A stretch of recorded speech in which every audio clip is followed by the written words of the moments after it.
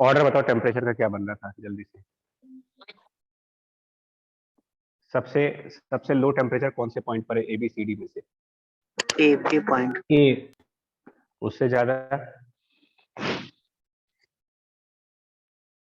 Sir B और तो पहले बी आएगा फिर डी। बी ए से ज्यादा है ना, और बी से ज्यादा सी है, सर और बी ए और डी से में ज्यादा डी। कंफ्यूजन किसमें कंफ्यूजन है? है सर, बी और डी में सर। क्यों, क्या कंफ्यूजन है? फिर डी पे प्रेशर वॉल्यूम दोनों ही सी वाला ज्यादा। डी से ज्यादा, सॉरी सी वाला डी से ज्यादा है और डी वाला ए से ज्यादा है।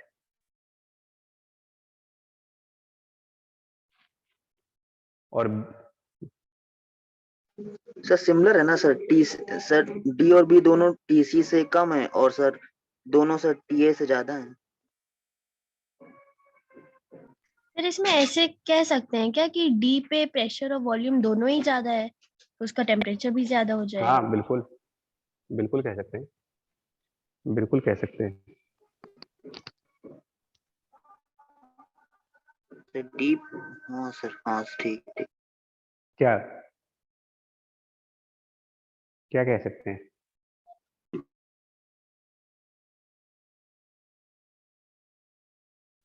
सर सबसे ज्यादा प्रेशर तो सी पे है, तो ए बी डी सी होगा। अच्छा चलिए ये बताइए, सबसे ज्यादा सी पर है, सबसे ज्यादा तो सी पर है। यस सर, प्रेशर सबसे ज्यादा। नहीं, टेम्परेचर। टेम्परेचर सबसे ज्यादा सी पे होगा। सी पे। और सबसे मिनिमम ए पे। ठीक है, चलिए इतना रखो। सर ए पे होगा, डी वाला चलो बी इतना से ज्यादा रखो। होगा। हाँ ठीक है, इतना रखो।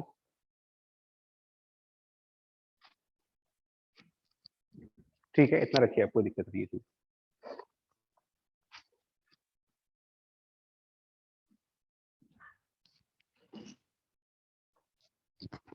हम लोगों ने जो अभी रिलेशन निकाला था ना यार पीछे,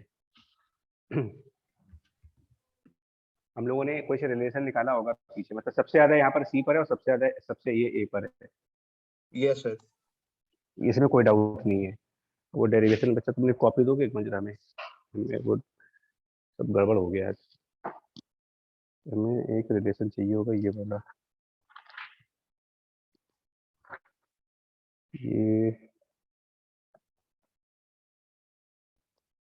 TA minus TD into V1 to the power gamma minus 1 is नहीं equal नहीं वो नहीं चाहिए। एक ये रिलेशन बीच में कहीं बना था कि TC and VC to the power gamma minus 1 equals to TA and VA to the power gamma minus 1, ऐसा कुछ बना था क्या? नहीं, TD सी और डी के बीच में। C और D में रिलेशन बनी थी। TD and VD to the power gamma, ये बना था। Yes sir.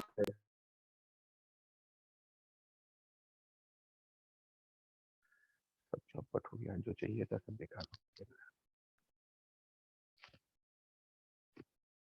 ये तुमने क्या लिखा है? डी लिखा है, ए लिखा है? इधर भी डी है।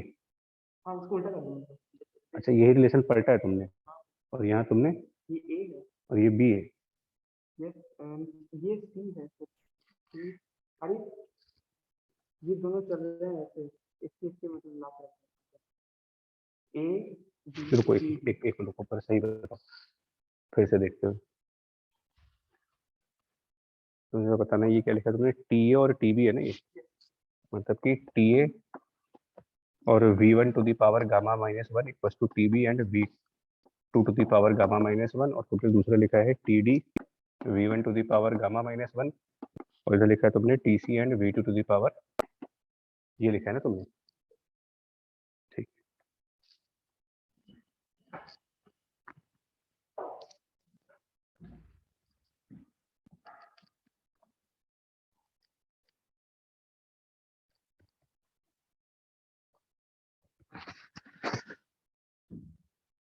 ठीक है।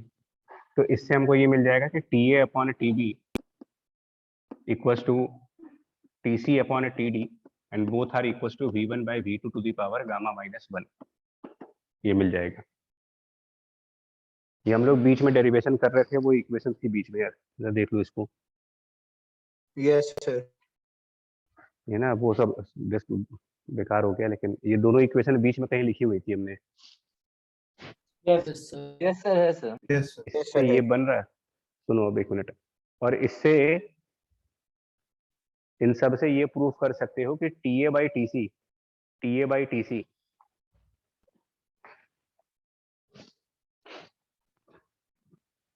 हम सर टीसी को एलएचएस नीचे में लाए टी और बी बाई टी ए नहीं होगा वो? अगर पहले क्वेश्चन में देखे तो T B by T A equal to हाँ वी टू बाय। एक minute, T B by T ए,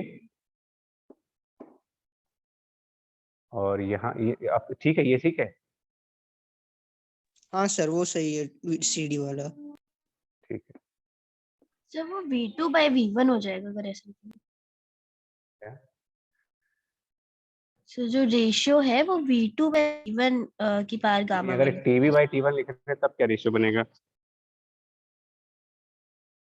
अगर हम सर पहले तो सही ये देखो यार, एक्चुअली Yes, देखो हम सही है। डिस्टर्ब हो गए, फिर मैं डिस्टर्ब हो गया हूँ, पूरा 20 मिनट नहीं डिसकंटिन्यू सर होने से सही ना। सही। तुम लोग पहले कंफर्म करो कि ये सही लिख रहे हैं कि नहीं लिख रहे हैं। यस सर, सही लिखा हुआ है सर। सही लिखा है। ये सही लिखा। ठीक है, यस सर सही है। ओके जी, ठीक।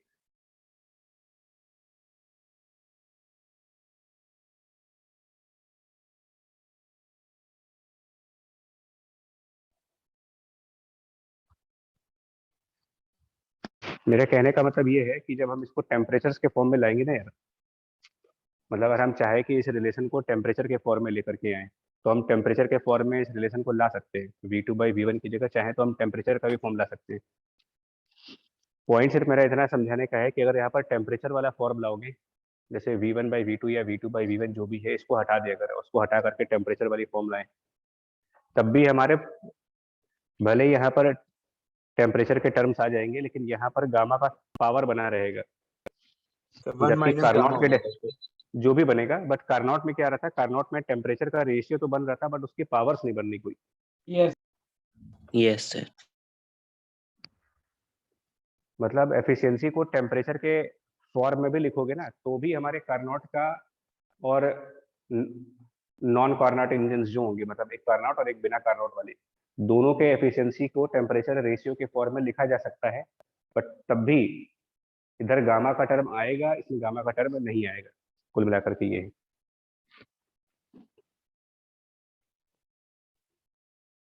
ठीक है, यस सर।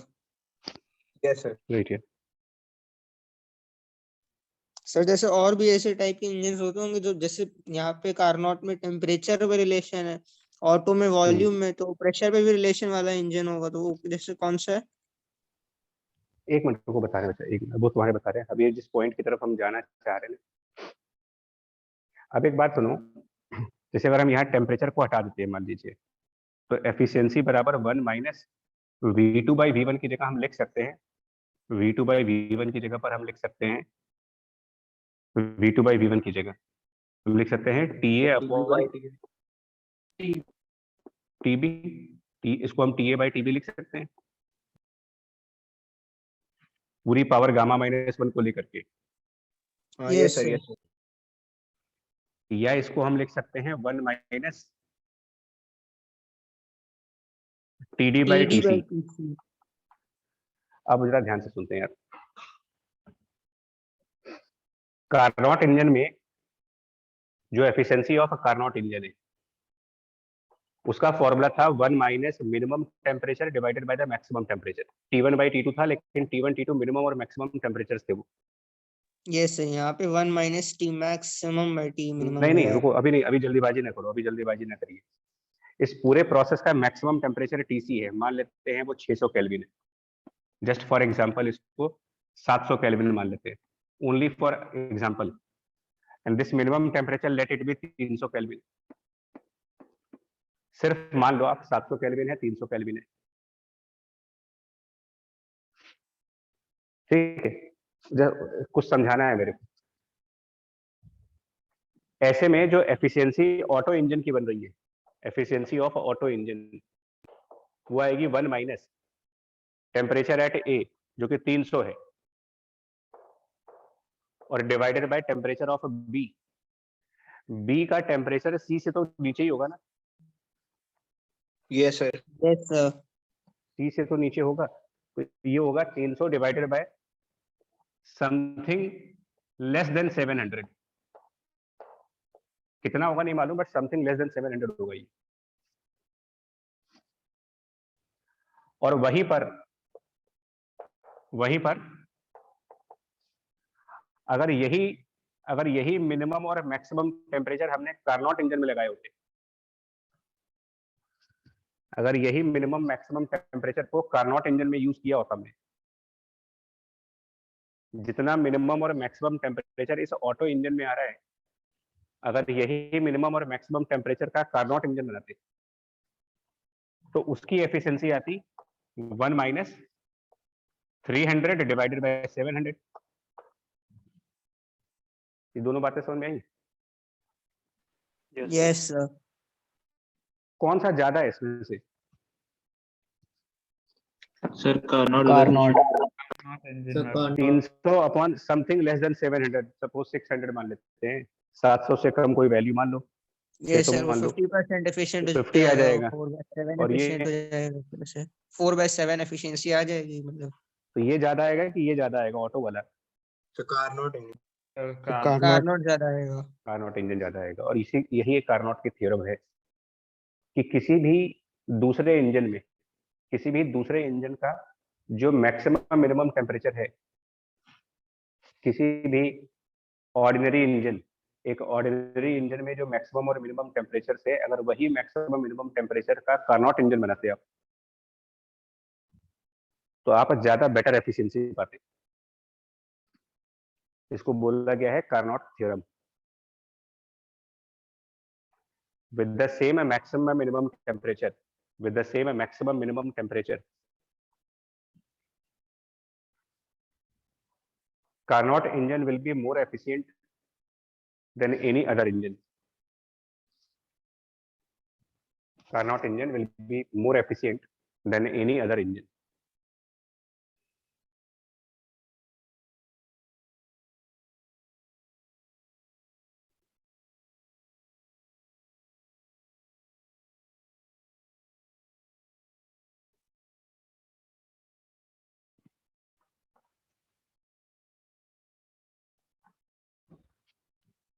ये विद एग्जांपल समझ में आया कि नहीं? भी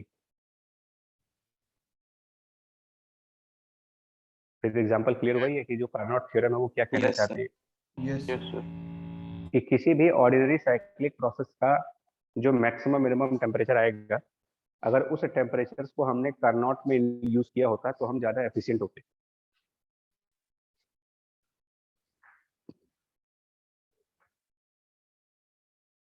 तो कार्नोट इंजन की प्रॉपर्टीज क्या क्या निकल के आ रही है? पहली बात अभी देखो कि ये तो नेचर ऑफ गैस पे डिपेंड नहीं करती एफिशिएंसी, मोनो है कि डाया इससे कोई मतलब नहीं, इसको लेंथ ऑफ स्ट्रोक पे डिपेंड नहीं करता।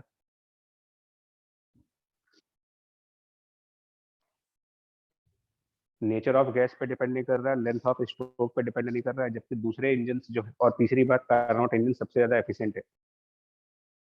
दूसरे इंजन की एफिशिएंसी लेंथ ऑफ स्ट्रोक का मतलब कि एक्सपेंशन और कंप्रेशन में वॉल्यूम रेशियो क्या बन रहा है, लेंथ ऑफ स्ट्रोक इसको बोलते हैं, वॉल्यूम रेशियो को। तो बाकी के इंजन की एफिशिएंसी इस पे डिपेंडेंट है, बाकी के इंजन की एफिशिएंसी गामा यानी कि नेचर ऑफ गैस पे डिपेंडेंट है। इसीलिए कार्नोट इंजन को मोस्ट आइडियल इंजन माना गया।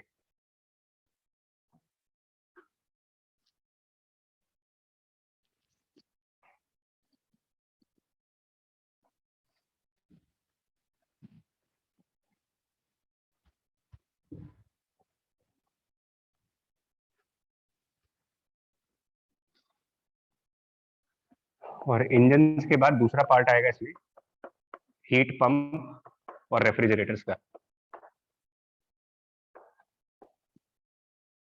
Heat pump and refrigerators.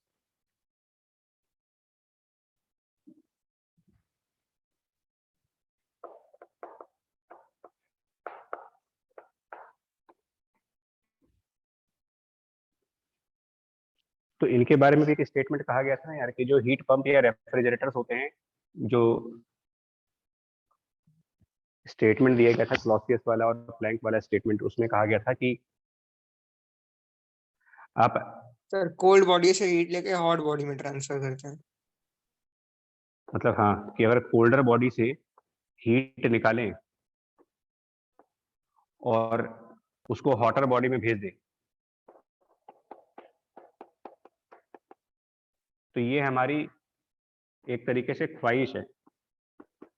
आप ऐसा रेफ्रिजरेटर विश करते हो कि ऐसा होना चाहिए था। तो क्या ये चीज पॉसिबल है, जो हमारी विश है ये पूरी हो पाएगी कभी? क्या हम लोग ये उम्मीद कर रहे हैं, हम लोग ये एक्सपेक्ट कर रहे हैं कि यार ऐसा कोई रेफ्रिजरेटर दुनिया में होता जो ठंडी चीज से हीट लेता और गर्म चीज की तरफ अपने आप भेज देता और हम लोग कुछ ना करें? नेचुरली नहीं होता। तो ये नहीं हो सकता, वर्क करना पड़ेगा। इज इट रियल एंड और हाइपोथेटिकल विश? मतलब सर हाइपोथेटिकल है। हाइपोथेटिकल है, मतलब ये कभी पूरी नहीं होगी, कैन नॉट बी फुलफिल्ड। आप सोचो कुछ भी, लेकिन वो पूरा नहीं होगा कभी। ऐसी विश पूरी नहीं होती है जो हो ही नहीं सकती। तो उसमें ये कहा गया था कि नहीं, ऐसा अगर ऐसा करना है तो फिर आप एक काम करिए, मतलब ये चीज करी जा सकती है, रेफ्रिजरेटर्स बनाए जा सकते हैं ऐसे, बट ऐसे रेफ्रिजरेटर बनाने के लिए फिर आपको एक काम करना होगा, कोल्ड वाले से हीट निकालो आप, उसके ऊपर कुछ वर्क करें आप, मतलब रेफ्रिजरेटर पे वर्क करिए। ये बता चुके हैं तुम्हें कि इलेक्ट्रिसिटी के फॉर्म में करते हैं इसको, और तब ये रेफ्रिजरेटर हॉट बॉडी को हीट ट्रांसफर करेगा, QH, जो कंजर्वेशन ऑफ एनर्जी के हिसाब से QC plus W। Day to day life के हिसाब से कोल्ड बॉडी का मतलब इनसाइड ऑफ द फ्रिज, समझने के लिए W का मतलब electricity, and sir hot body मतलब जो हॉट बॉडी का मतलब एटमॉस्फेयर है बाहर का, एक तरह से हाँ, नियर द कंप्रेसर पार्ट, जो फ्रिज का बैक साइड है, back side of the fridge, जहां पर कंप्रेसर इंस्टॉल किया जाता है। तो ये इसको ऐसे समझ सकते हो कि इलेक्ट्रिसिटी देते हैं, तो इलेक्ट्रिसिटी से फ्रिज के अंदर जो कोल्ड है उससे हीट निकाल करके, और जहां पर बैक साइड पर कंप्रेसर है वहां पर गर्म हवा भेजते।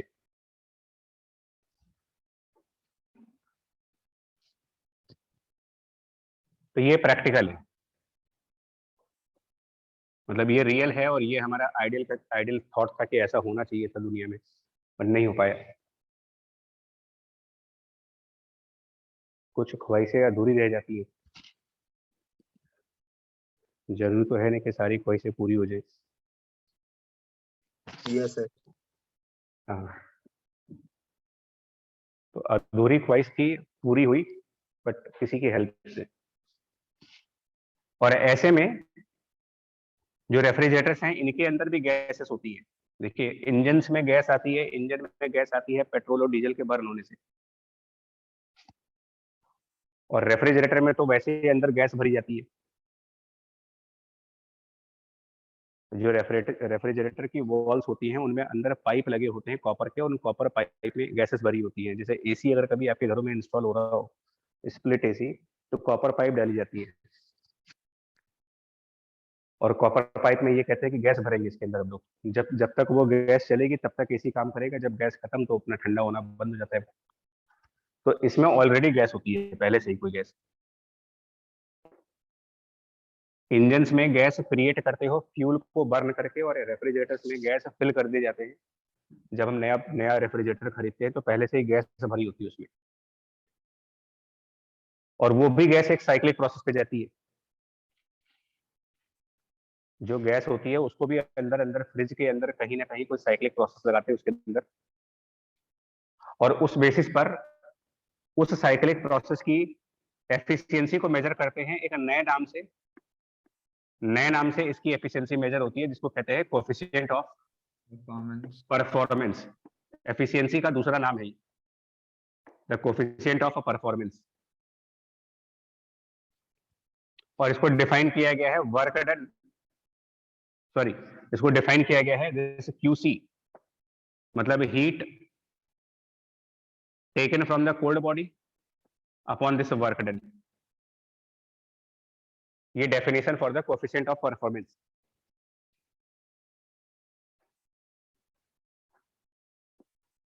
जो एनर्जी कंजर्वेशन के हिसाब से एनर्जी कंजर्वेशन के हिसाब से लिख सकते हैं, it is QC upon W को लिख सकते हैं QH minus QC। For example, अगर हम कोल्ड बॉडी से 500 जूल हीट निकालते हैं और 300 जूल का वर्क करें इसके ऊपर, तो अगर हमने 500 जूल हीट यहां से निकाली है, 300 जूल साइक्लिक प्रोसेस का वर्क है। सर 5/2। हाँ, तो जितनी हीट हमने कोल्ड बॉडी से ली है 500, और उसके लिए जितना वर्क किया 300, 500 by 300, दैट मीन्स इस पर्टिकुलर केस में कहा जाएगा कोफिशिएंट ऑफ परफॉर्मेंस इज 5/3। ये हमेशा 1 से ज्यादा ही आएगा।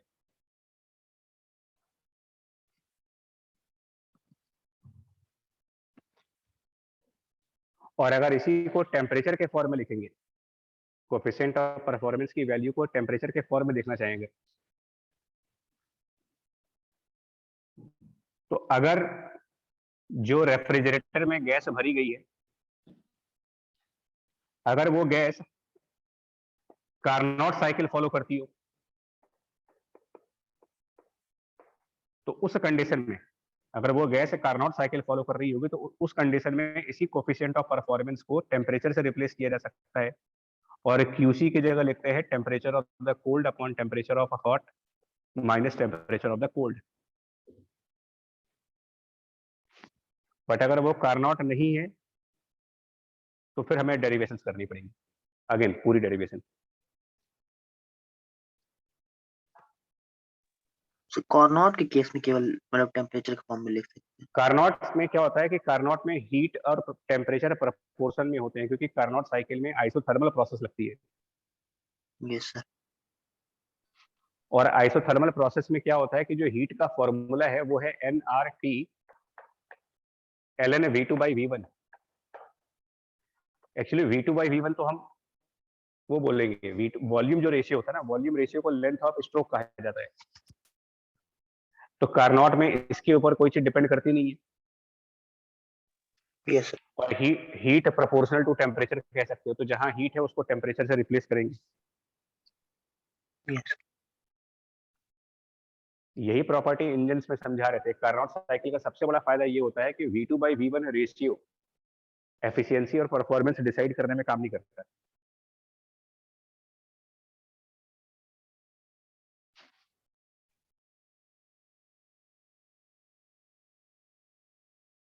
Yes sir. जी, जैसे अगर हम नॉर्मली बात करें कि जो फ्रिज के अंदर का टेम्परेचर मान लीजिए 10 डिग्री सेल्सियस पर रखा गया है, just for example inside fridge 10 degree Celsius का टेम्परेचर है, और कंप्रेसर के पास जो कंप्रेसर है वहां पर जो टेम्परेचर है नियर द कंप्रेसर वो मान लेते हैं 70 डिग्री सेल्सियस है, जस्ट फॉर एग्जांपल। तो ऐसे में कोफिशिएंट ऑफ परफॉर्मेंस क्या लिखेंगे? Coefficient of performance in such cases temperature form में देखा जाएगा। तो कोल्ड वाला temperature 10 degree Celsius, but convert करेंगे तो 283, और नीचे डिफरेंस है, तो डिफरेंस तो चाहे सेल्सियस में लो चाहे केल्विन में लो एक ही आएगा। तो डिफरेंस ऑफ 70 एंड 10 60, तो ये 4 पॉइंट समथिंग आएगा।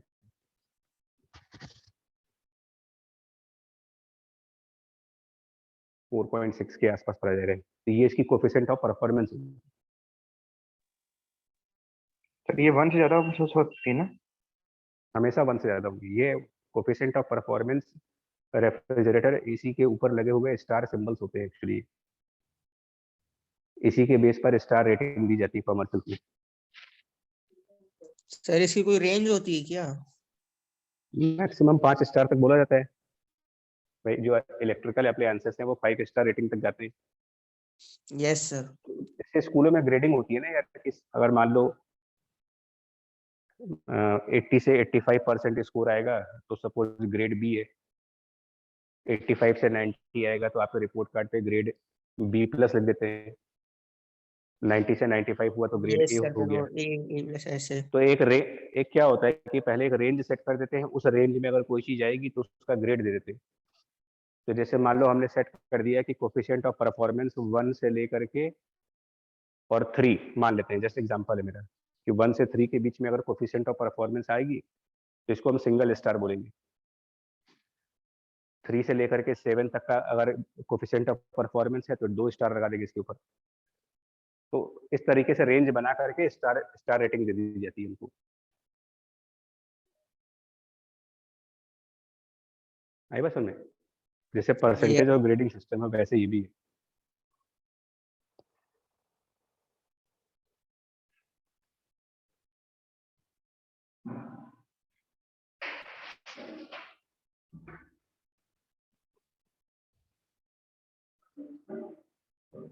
तो ये तो हो गए खत्म यार दोनों आपके, जिसमें ज्यादा कुछ नहीं है, न्यूमेरिकल लगाओ समझ है अपने।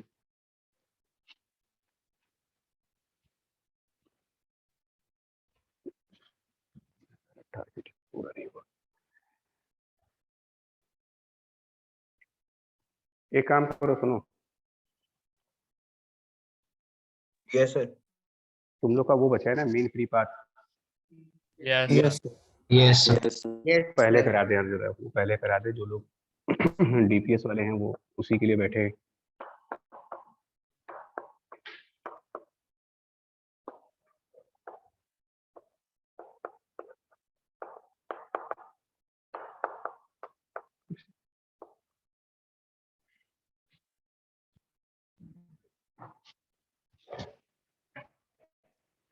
राहुल,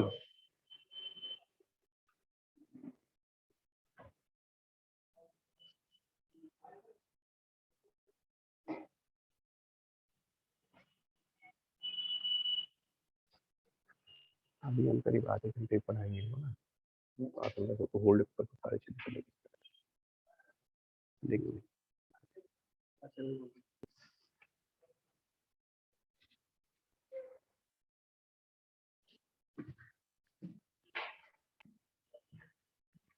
देखो भाई, केटीजी में ये कहा गया था कि जब आप किसी में कहीं पर मॉलिक्यूल्स रखते हो कंटेनर के अंदर, कंटेनर में कोई गैस होती है तो उसके मॉलिक्यूल्स रैंडमली मूव कर रहे होते हैं। Yes sir, short straight line motion में, जैसे ब्राउनियन मोशन। जैसे, तो अब सुनिए जरा ध्यान से। मान लो अगर, हाँ, ब्राउनियन मोशन जिसको बोल रहे हैं, तो मान लो जैसे एक मॉलिक्यूल है और सारे मॉलिक्यूल कंटेनर में इस तरीके से रैंडम है। मतलब मॉलिक्यूलर मोशंस को समझने के लिए ना बड़ा वियर्ड एग्जांपल एक है। कोई बंदा है और मान लो रात को बार में गया और फुल टल्ली होकर के बाहर आ रहा है। टल्ली समझते हैं? सर एक्सेस ऑफ अल्कोहल के लिए एक तरह से।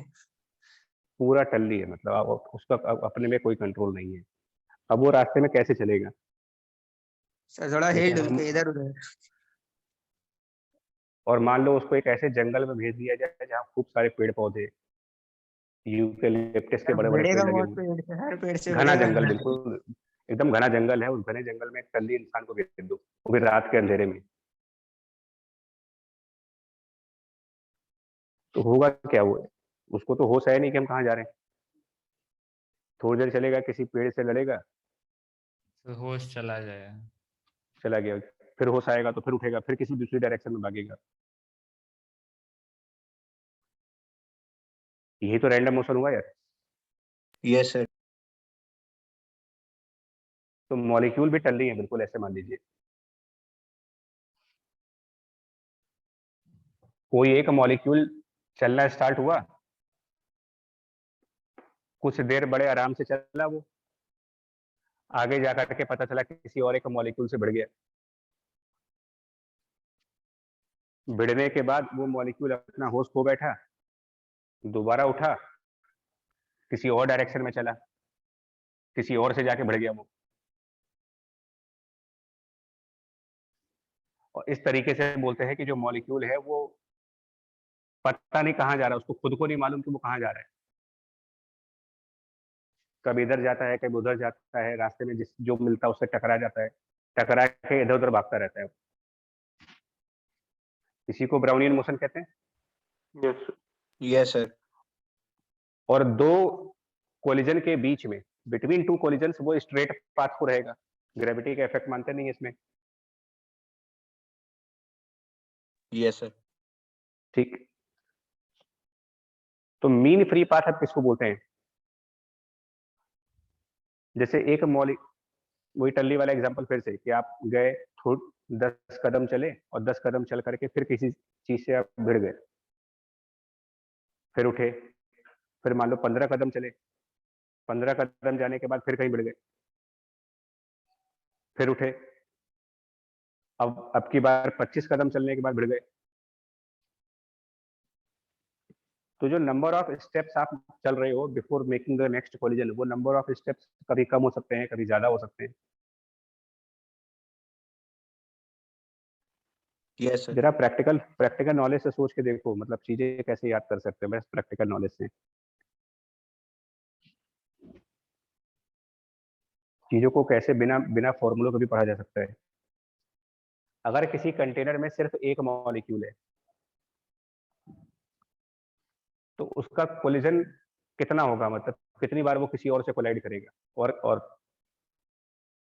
सर वॉल से कोलाइड करेगा केवल? वॉल वाला बस नहीं कह रहे हैं, वॉल के साथ नहीं कह रहे हैं, हम कोलिजन बिटवीन द मॉलिक्यूल्स की बात कर रहे हैं। एक मॉलिक्यूल दूसरे मॉलिक्यूल से कोलाइड हो रहे हैं, सर तो उस ये केस चीज में तो नहीं करेगा। है। सर तो कोलाइड नहीं करेगा क्योंकि एक ही नहीं पूरा है करेगा, वो। मतलब एक ही molecule। जब कोई है ही नहीं तो कोलाइड किससे करोगे? तो अगर किसी कंटेनर में एक मॉलिक्यूल है तो कोलिजन 0 है। यस। अच्छा, और अगर किसी कंटेनर में इनफाइनाइट मॉलिक्यूल्स हैं, मतलब जिसको बोलते हैं बिल्कुल ठूस ठूस के भरा हुआ है, सर हर स्टेप पे कोलिजन। जैसे सुनिए, जैसे एक ट्रेवलिंग बस में, उस बस की कैपेसिटी 40 लोगों की है, 40 सीट्स पड़ी हैं उसमें। 40 सीटिंग कैपेसिटी वाले बस में 400 लोग चढ़ जाए, सर धक्का हिलने मुक्की डुलने होगी। की, सुनिए, धक्का मुक्की, हिलने डुलने की जगह ही नहीं होगी। सर अपनी पोजीशन पे लेने की जगह होगी पर ठूस ठूस के भर दो आप, बिल्कुल इतने ठूस ठूस के भर दो कि आप एक दूसरे के बीच में हवा भी ना पास हो पाए, 2 लोगों के बीच से हवा भी ना निकल पाए, इतना इतना आप चिपका दो उनको सब। तो उनके हिलने डुलने की कोई जगह नहीं है ना वो। Yes sir. No sir. Tightly packed हो गए, तो वहां पर क्या होगा, कितने कोलिजन्स होंगे? अगर मान लो अचानक से बस में जर्क आ जाए, कुछ हो जाए, तो कौन किससे भिड़ेगा उसमें? अब क्या बोलो, कौन किसके साथ कोलाइड करेगा? सब एक दूसरे के साथ कोलाइड कर रहे हैं, यस सारे सर। सारे Yes, आपस में चिपके हुए हैं। तो जब हम सबके कांटेक्ट में हैं तो कोई हमको धक्का दे रहा होगा, हम किसी और को धक्का दे रहे होंगे, सब एक दूसरे को धक्का दे रहे हैं, तो नंबर ऑफ कोलिजन्स बहुत ज्यादा हो गए। तो बिना मैथमेटिक्स में गए आप ये तो कह ही सकते हो कि जो नंबर ऑफ कोलिजन्स होने वाले हैं they are proportional to the number of molecules in that container। एक कंटेनर में जितने ज्यादा मॉलिक्यूल होंगे, ऑब्वियसली इस बात की प्रोबेबिलिटी ज्यादा होगी कि कोलिजन्स ज्यादा हों। Yes sir. ये वही बात होगी कि उस टल्ली पर्सन को स्टेडियम में भेज दो आप, बिल्कुल खाली मैदान में, किससे भिड़ेगा वो? और घने जंगल में भेज दो, घने जंगल में भेज दो, बिल्कुल घने जंगल में भिड़ता ही रहेगा।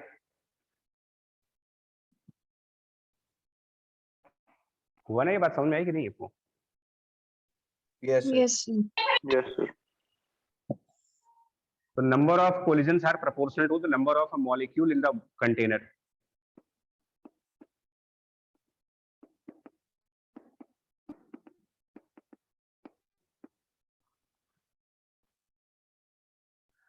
अच्छा, number of molecule in the container में भी समझिए। जैसे हमने आपको बस का एग्जांपल दिया कि 40 कैपेसिटी वाली बस में 400 लोग भरे हैं, और एक ट्रेन में 400 लोग भरे हैं।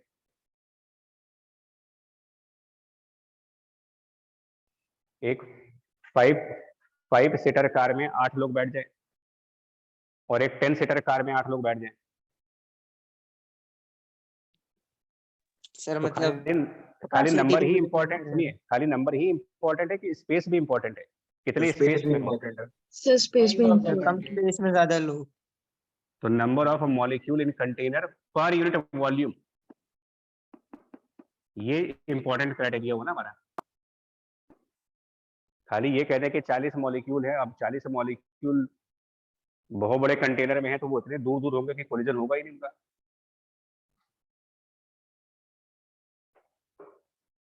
कुल मिला के मॉलिक्यूलर कंसेंट्रेशन बोल सकते हो कि जितना कंसेंट्रेटेड फॉर्म में होंगे कोलिजन उतने ज्यादा होंगे।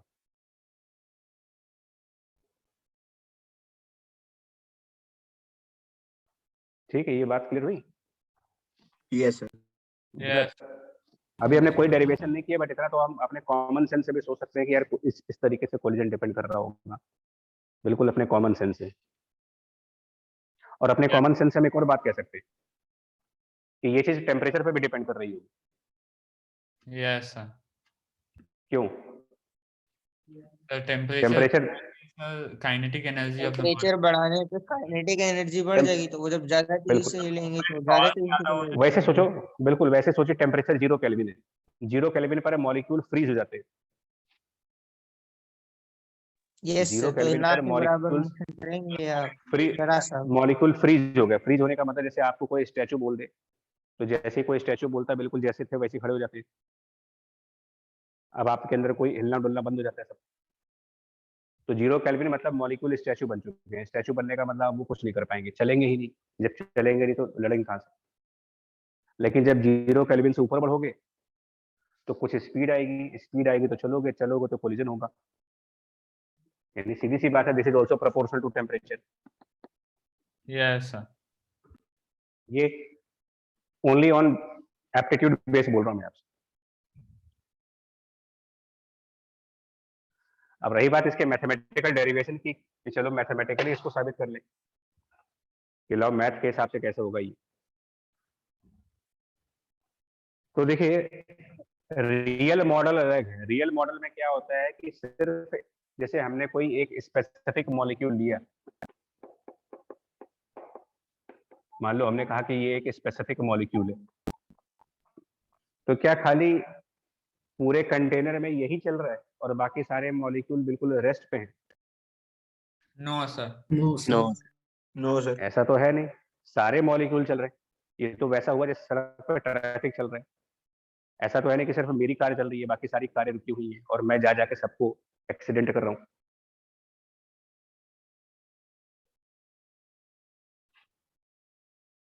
नहीं, ये तो कुछ वैसा नहीं हो गया जो एक वो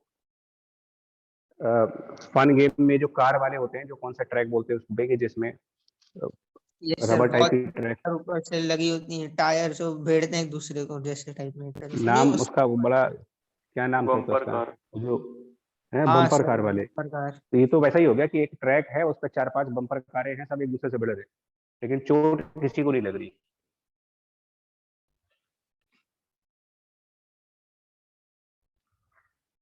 तो रियल मॉडल यही है, it is just like bumper car on a specified track. सब चल रहे हैं, सब एक और बम्पर कार रैंडम चलता है, आप उसका कंट्रोल हमारे हाथ में होता नहीं है।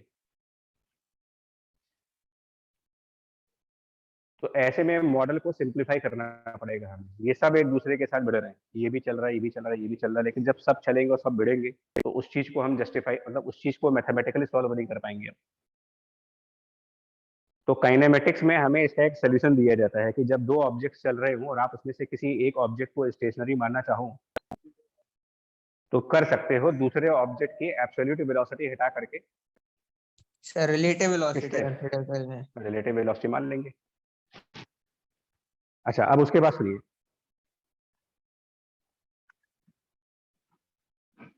मान लो, अच्छा सपोज करिए कि एक रोड के ऊपर मैं चल रहा हूँ और सामने से कोई और आ रहा है, दो लोग अपोजिट आ रहे हैं, तो क्या जरूरी है कि हम दोनों आपस में भिड़ जाएंगे? No sir. No sir sir. अगर बगल निकल सकते हैं। फुटपाथ क्रॉस करते हो आप, सड़क पे पैदल चलते हो, तो क्या सबसे भिड़ते हुए चलते हो?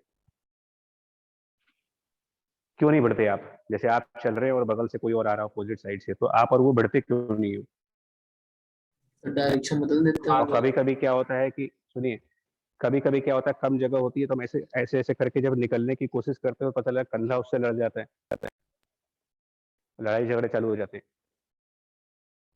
तो अपना कॉमन सेंस लगाओ ना कि आप जब चलोगे और अगर आपके अगल बगल फ्री स्पेस हो तो आप किसी से नहीं भिड़ोगे।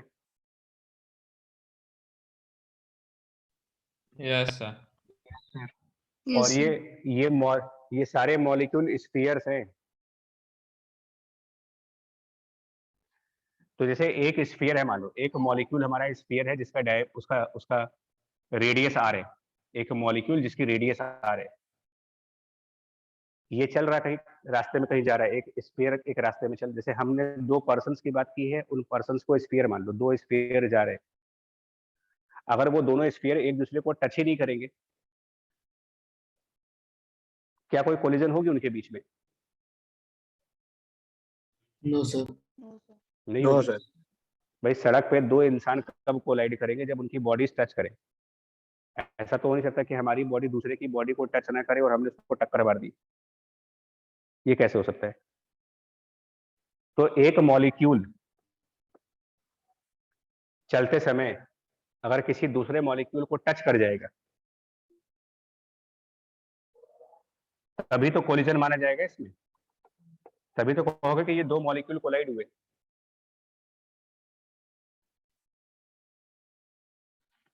Yes sir.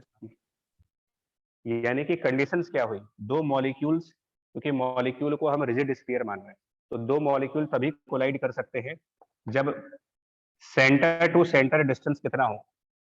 एक मॉलिक्यूल के सेंटर से दूसरे मॉलिक्यूल के सेंटर का डिस्टेंस 2r।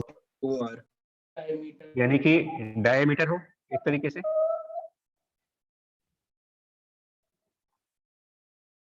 बोलिए। Yes sir. Yes D for diameter. अब रियल मॉडल थोड़ा सा अलग है। रियल मॉडल में 2 स्फीयर चल रहे हैं। Real model is moving 2 spheres, और 2 स्फीयर्स में आप सुनना मैं क्या लॉजिक देने जा रहा हूँ, बहुत ध्यान से सुनिएगा लॉजिक। रियलिटी में 2 स्फीयर चल रहे हैं, बट इस प्रॉब्लम को हैंडल करना हमारे बस की बात है नहीं, तो हम इसमें से किसी एक स्फीयर को रेस्ट पर मान लेंगे,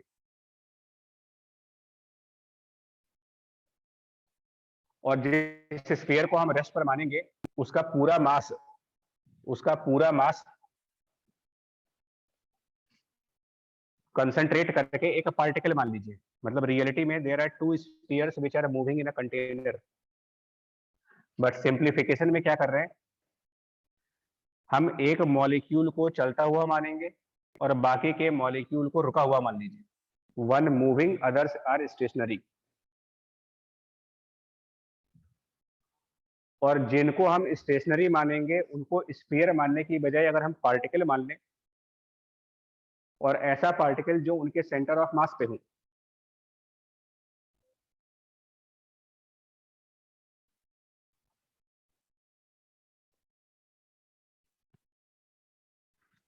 ध्यान से सुनना मैं क्या बोल रहा है। एक मॉलिक्यूल को आप मूविंग मान लीजिए और बाकी के मॉलिक्यूल्स जो स्फेरिकल है उनको पार्टिकल्स मान लिए जाए, stationary particles. Yes, sir. Yes sir. और जिस एक सिंगल मॉलिक्यूल को हम मूविंग मानेंगे उस सिंगल मॉलिक्यूल का साइज बड़ा कर देते। कंसिडर करिए कि एक सिंगल मॉलिक्यूल है जिसका रेडियस d है,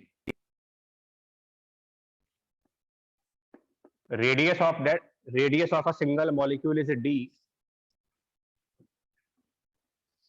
and other molecules are like particles. Other molecules are like particles on its surface. क्या ये situation analogue to this situation नहीं है where the center to center distance is d? Yes, sir. Yes sir. जी sir. एक molecule को sphere मानो आप, जो मूव कर रहे हैं, मूविंग मॉलिक्यूल लाइक स्फीयर,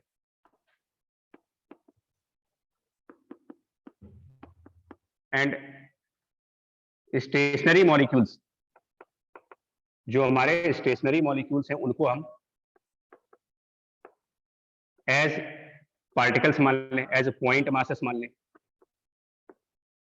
तो बेसिकली दोनों मासेस के बीच में डी डिस्टेंस आ गया, जो यहाँ पर भी वही था, दोनों मासेस के बीच में डी डिस्टेंस है, बिकॉज स्फीयर का सेंटर ऑफ मास C1, इस स्फीयर का सेंटर ऑफ मास C2, तो दोनों के centre of mass D distance पर है। और अभी भी वही चीज हो रही है, बिकॉज दिस पॉइंट मास का सेंटर ऑफ मास तो ये पॉइंट रहेगा और स्फीयर का सेंटर ऑफ मास ये सेंटर रहेगा, तो अभी भी सेंटर ऑफ मास से सेंटर ऑफ मास के बीच में डी डिस्टेंस है, तो ये दोनों आइडेंटिकल सिचुएशन।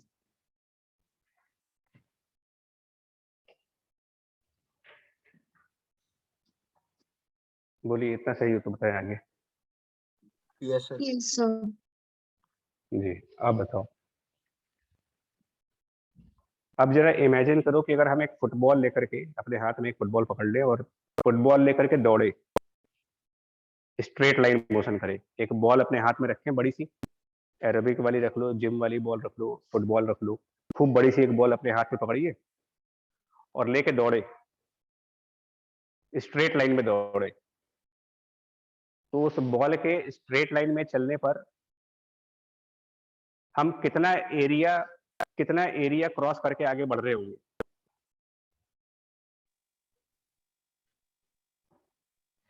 बॉल किताब की देना सरफेस एरिया। एक मिनट, किताब देना, नहीं ऐसा नहीं होगा। हाफ समझा रहे हैं। जैसे मान सर्कल बनेगा जैसे- वहाँ एक पे मिनट, करेंगे। सुनिए, हमारे पास ये किताब है, सुनिए, हमारे पास ये किताब है, इस किताब को हमने सिलेंडर बना दिया, मोड़ करके सिलेंडर बना दिया।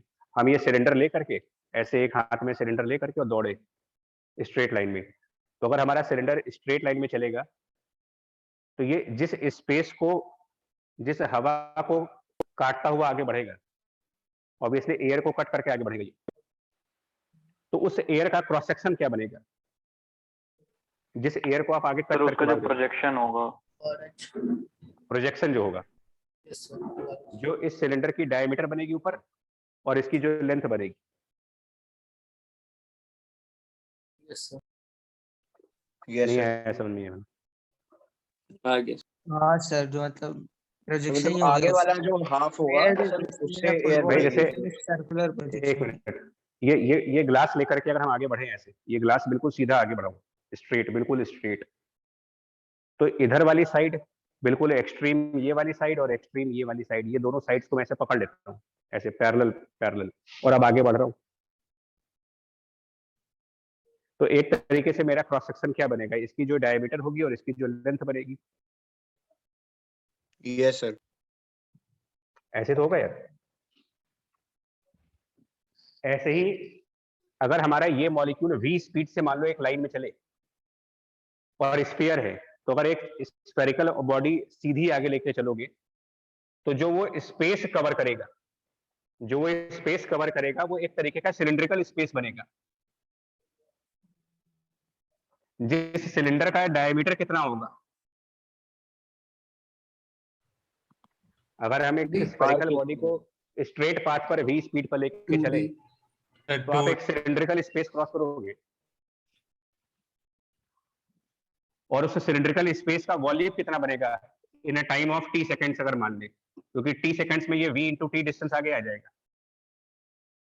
सर पाई डी स्क्वायर तो v into t will be the length covered and the cross sectional area of this cylinder,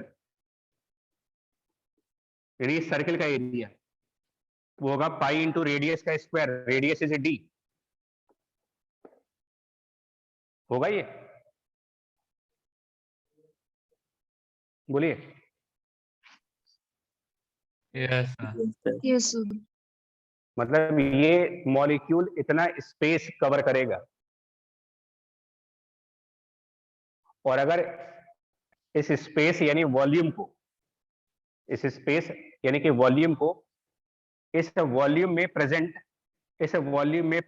number of molecule से मल्टीप्लाई कर दे,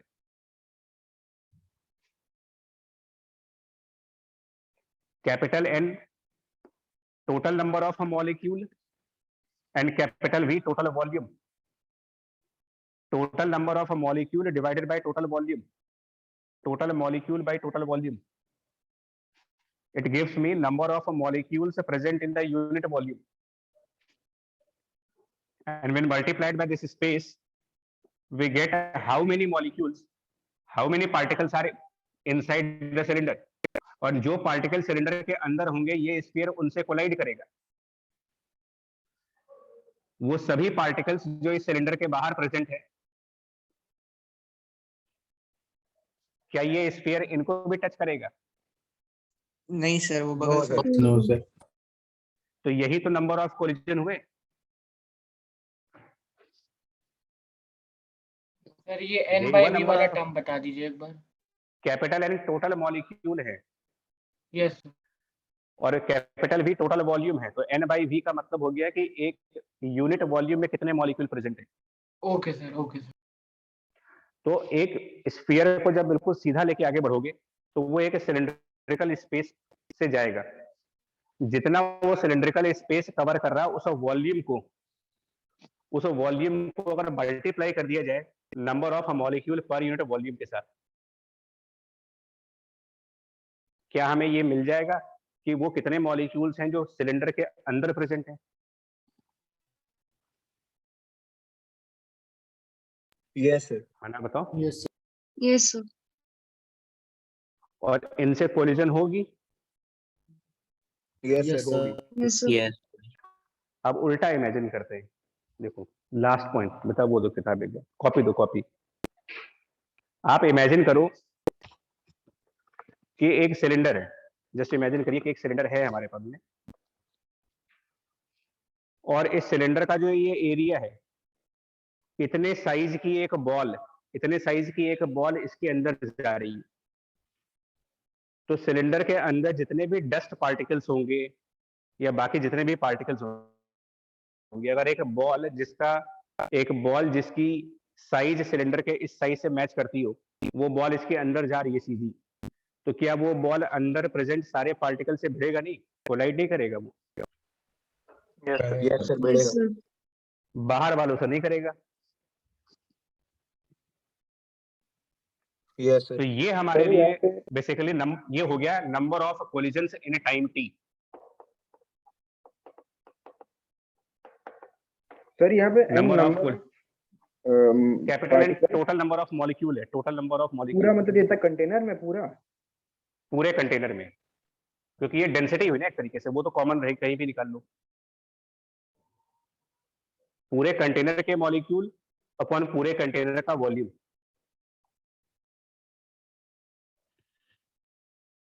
ये आया number of collision in T seconds, बोलो भाई। Yes Yes, sir. sir. Yes sir.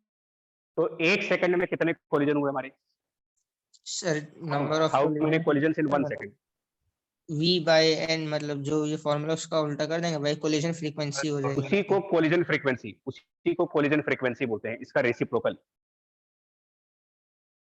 मतलब इसको time से divide कर दीजिए, 1 सेकंड में निकाल दो आप, 1 सेकंड में कितना होगा। Number of collisions in 1 second is collision frequency. तो just take this t as 1, take this t as 1। तो उसका आंसर बन जाएगा capital N by capital V, small v and pi into D square. D जो है वो molecule का diameter था, सिंगल मॉलिक्यूल का डायमीटर था ओरिजिनल में।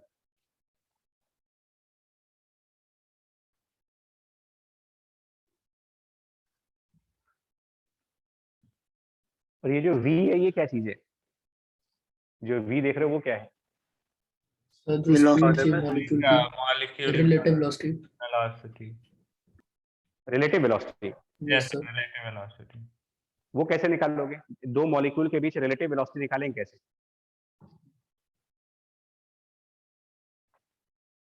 तो भाई रिलेटिव वेलोसिटी निकालने का फॉर्मूला क्या होता है कि this is velocity of first molecule minus velocity of the second molecule, vector के फॉर्म। रिलेटिव तो ऐसे निकलता है।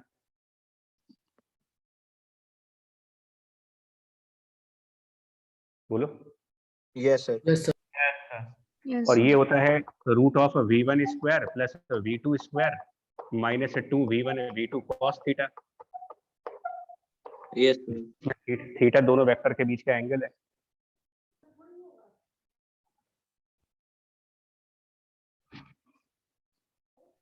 तो रिलेटिव क्या क्या इस बात थी- है इसमें?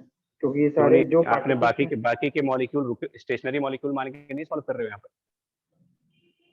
हाँ तो रुके ही हुए हैं ना, तो उसमें रिलेटिव क्या निकालना? मैं जो मेन अपने एक्चुअल में कहाँ रुके होते हैं? एक्चुअल में कंटेनर में सारे मॉलिक्यूल चलते हैं ना, हम तो ये मैथमेटिकल सॉल्व करने के लिए बाकी के पार्टिकल को रुका हुआ मान रहे हैं।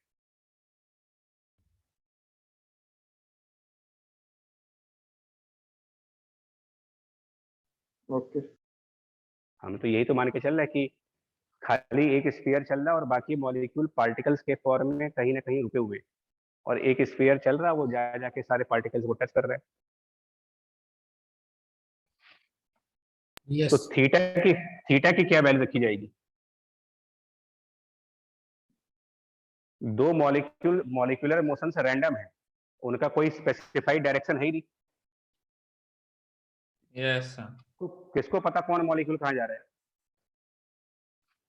सर तो कॉस का वैल्यू सब्स्टिट्यूट नहीं कर सकते। करें, जब रैंडम होगा तो एवरेज कर देंगे, एवरेज वैल्यू रख देंगे। हमें क्या पता कि थीटा 0 है कि 90 है, हमें तो क्या किसी ने मॉलिक्यूल देखे तो है नहीं। और कॉस थीटा की एवरेज वैल्यू 0 आती है बिकॉज 0 से 360 डिग्री के बीच में कॉस की वैल्यू जितनी पॉजिटिव साइड पर जाती है उतनी नेगेटिव साइड पर भी आती है। फर्स्ट और फोर्थ क्वाड्रेंट्स में अगर कॉस पॉजिटिव है तो सेकंड और थर्ड क्वाड्रेंट्स में कॉस नेगेटिव भी हो जाता है। Yes sir. So this becomes 0।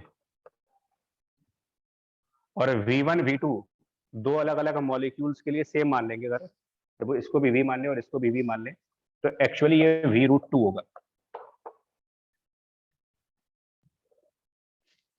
मतलब यहाँ जो V देख रहे हैं वो रिलेटिव, किया दोनों को।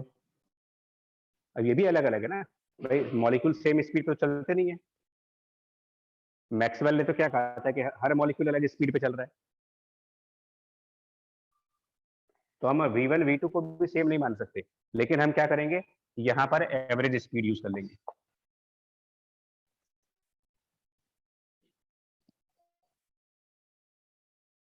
अरे हम सबका एवरेज करें, हम V1 का भी एवरेज ले लेंगे, V2 भी एवरेज में ले लेंगे। Average speed of molecule 1, average speed of molecule 2 और कॉस थीटा की एवरेज वैल्यू, सारा सब कुछ एवरेज करना पड़ेगा बिकॉज रैंडम है सब। Yes sir. तो एक्चुअल में ये जो V है इसको हटाना पड़ेगा हमें, ये रिप्लेस हो जाएगा and final answer will be capital N/V pi d square √2 and average speed. This is the final answer for collision frequency. The final answer for collision frequency.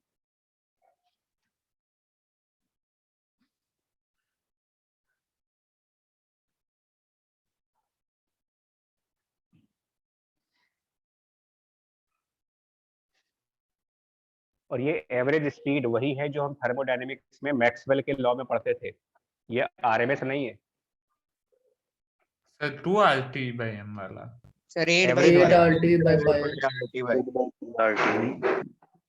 ये वाली स्पीड है, average speed, it is not the RMS speed. Okay sir.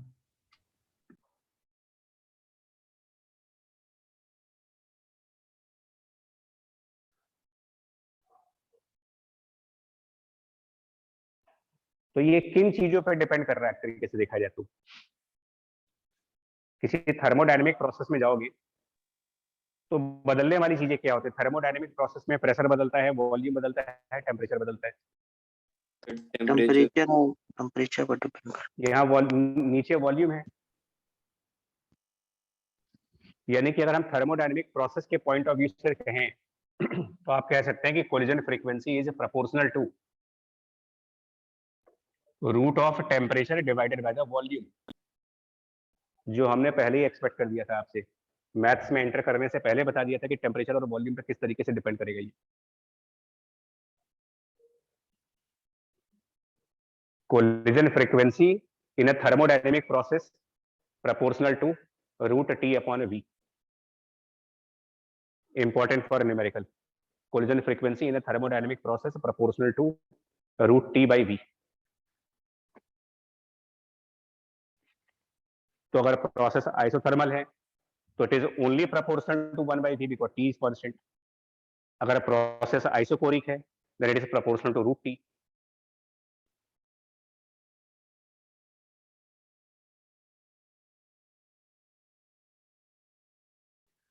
और mean free path होता है दो consecutive collisions के बीच में travel की गई डिस्टेंस। दो कंजिक्यूटिव कोलिजन्स के बीच में जो डिस्टेंस हम ट्रेवल करेंगे वो कितना होगा? Distance travelled between two consecutive collisions.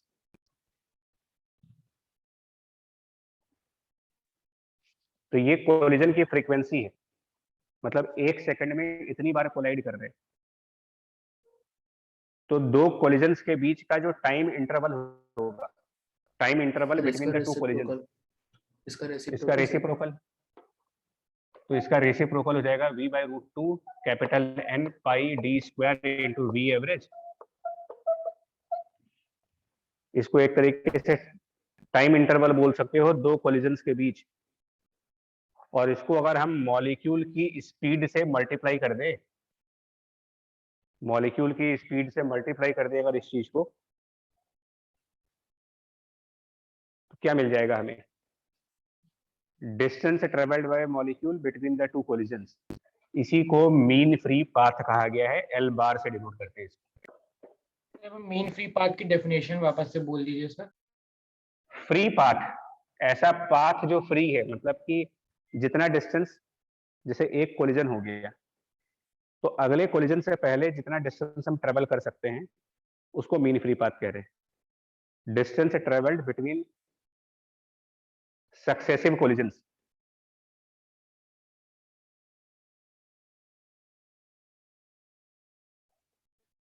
और ये कोलिजन की फ्रीक्वेंसी है, मतलब ये आपसे ये बता रहा है कि 1 सेकंड में इतने कोलिजन्स होने हैं। तो अगर 1 सेकंड में इतने कोलिजन्स होने हैं तो इसका जब रेसिप्रोकल लेंगे तो ये मालूम चल जाएगा कि एक कोलिजन के बाद अगला कोलिजन कितनी देर बाद होगा। टाइम मालूम चल गया और टाइम इनटू स्पीड वो मालूम चल जाएगी। डिस्टेंस अगले कोलिजन से पहले हम क्या डिस्टेंस कवर करेंगे। सर यहाँ पे v जो है स्पीड वो एवरेज वाली की वो जो बड़ा सा ये स्फीयर भी एवरेज है। नहीं ये एवरेज ही सब, ये सब एवरेज है यहाँ पर, यहाँ आरएमएस कुछ नहीं है।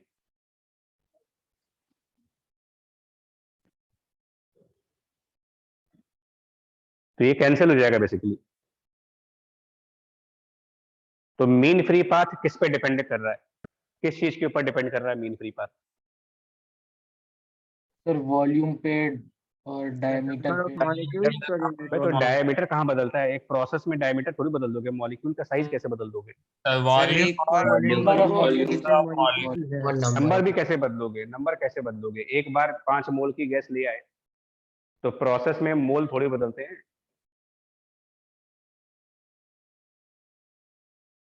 वॉल्यूम, सिर्फ वॉल्यूम, ज्यादा वॉल्यूम तो बस। तो mean free path proportional to volume, collision frequency proportional to √T/V, mean free path proportional to volume. ये दो ही कंसेप्ट है इसके।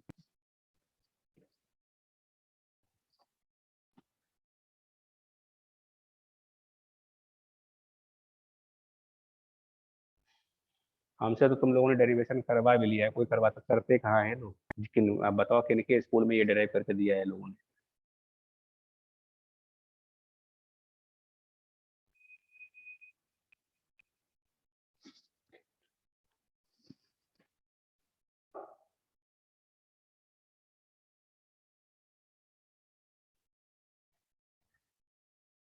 ठीक है, दोनों क्लियर हो गए, मीन फ्री पाथ और ये collision frequency? Yes sir. Yes sir. ठीक। सर ये 1 सेकंड में जो कोलिजन होगा उसका टाइम है ना, जैसे v/√2 N pi d हाँ, square ये average का। टाइम बिटवीन टू कोलिजन्स है, time between two collisions, average time, क्योंकि रैंडम इवेंट्स में एवरेज ही निकाला जा सकता है।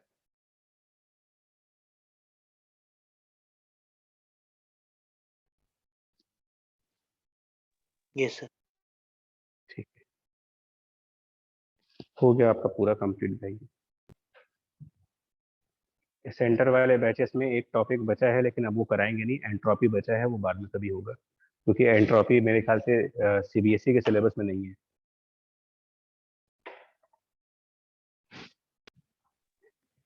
सर अब नेक्स्ट क्लास से आप एसएचएम स्टार्ट करेंगे। थर्मो खत्म। वेव्स करने तो आज ही से आ रहे थे एक्चुअली, वो डिस्टरबेंस हो गई, वरना ये इतना लंबा टॉपिक थोड़ी था।